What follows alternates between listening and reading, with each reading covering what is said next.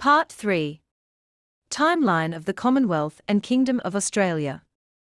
It was 1953, Queen Elizabeth II succeeded her father and became Queen, first being coronated once publicly on a fake coronation stone, a farce, and again 3 days later away from the public.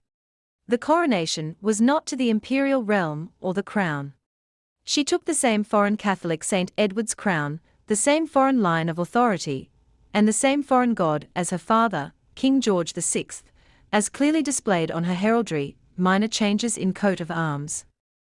The Royal Powers Act 1953, as the Queen undertook coronation to a foreign realm, the Commonwealth of Australia Parliament needed to legislate this act, to pass the authoritative powers from the Governor-General to the Queen in a change of line of authority. Note: even if Queen Elizabeth took the imperial crown of the United Kingdom of Great Britain and Ireland, she would still not be our Queen, Queen of the United Kingdom of Australia, unless she took the imperial crown of the United Kingdom of Australia and was coronated in Melbourne on our coronation stone for the United Kingdom of Australia. 1972, the Commonwealth of Australia Parliament, under the Imperial Tudor Crown and the Commonwealth of Australia Constitution 1900, UK PGA, was shut down due to having no people on the land to serve. A corporation named the Australian Government began administrating the Commonwealth of Australia due to there being no people, no head of state, and no government on the land. Australian Citizenship Act 1973 made no mention of subjects at all, meaning that status didn't exist in or under Australian law, which is now under the Catholic St. Edward's crown. Among other changes, Gough Whitlam signed Australia over to the Foreign Unidroit Treaty of Rome, handing the equitable title of the mineral and energy wealth of Australia to a foreign power, seated in Rome. In effect, this created a foreign contractual system of governance in Australia, as opposed to common law under our Commonwealth of Australia Constitution 1901. In summary, the Australian government is a foreign de facto government and administration under a foreign crown authority. The people are no longer the people but as citizens of Rome under the Catholic St. Edward's crown. The police around the country do not enforce the law of the land, common law, they enforce Roman Admiralty law. The courts and government in Australia are disregarding or ignoring the Commonwealth of Australia Constitution 1900, UK PGA, and instead operate under an Australian Constitution and Roman Admiralty law. This is how Rome, through the United Nations, has a tight grip on the Commonwealth and Kingdom of Australia. The Governor-General, Attorney-General, Prime Minister, all members of Parliament, senators, magistrates, police, mayors, local council members, and all others in official positions take an oath foreign to the Commonwealth of Australia Constitution 1900, UK PGA. All the above serve the occupying military and United Nations, not the people of Australia. From all the events listed above, a pattern is intertwined which alludes to financial and economic strategies for the development of a monetary system that ultimately aim to produce debt slaves on a global scale.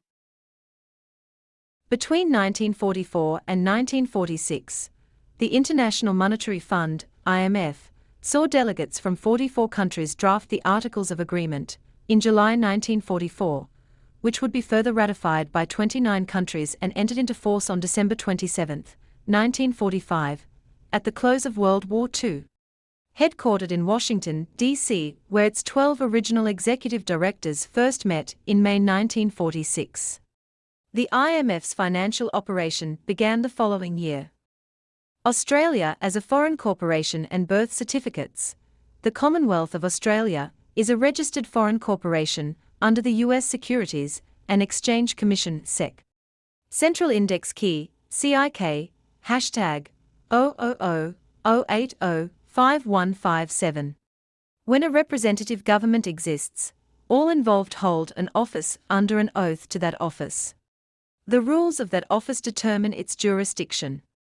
Before incorporation, the Commonwealth of Australia's Parliament was an entity with the sole aim of representing the landed gentry, and claimed to represent the public interest of those in service, the people, to that landowner. When a representational government incorporates, it becomes a commercial entity and can only operate in commerce through contract. Governments operating as corporations become strict commercial entities, As such, they act according to what is efficient, and not according to anything resembling rights. What was previously the government serving the people then becomes a corporation with obligations to its share stockholders, thus no longer representing the public.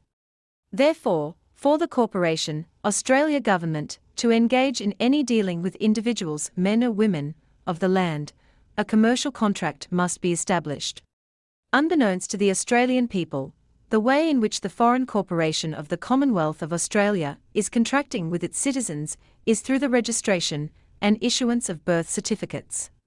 This explains why whenever you receive a formal letter in the mail, your name is in all capital letters. This represents your personal corporate identity and provides the foundation and ability for the Corporation of Australia to continue to contract with you. Birth certificates. Under the Nationality and Citizenship Act 1948, citizenship changed the legal status in law and allegiance, as people ceased being the people under the Commonwealth of Australia Constitution Preamble. Thus, birth certificates ultimately make you property, stock, of the state, being the Corporation of the Commonwealth of Australia. Birth certificates were first demanded in Britain in 1836 after the House of Rothschild removed the British stock market from the British government in June 1815 after the Battle of Waterloo.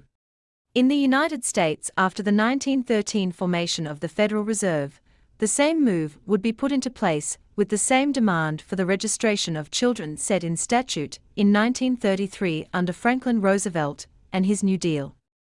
Colonel Mandell House, an agent of the House of Rothschild, had this to say: "Soon every American will be required to register their biological property in a national system designed to keep track of the people. We can compel people to submit to our agenda, which will affect our security, as a chargeback for our fiat paper currency.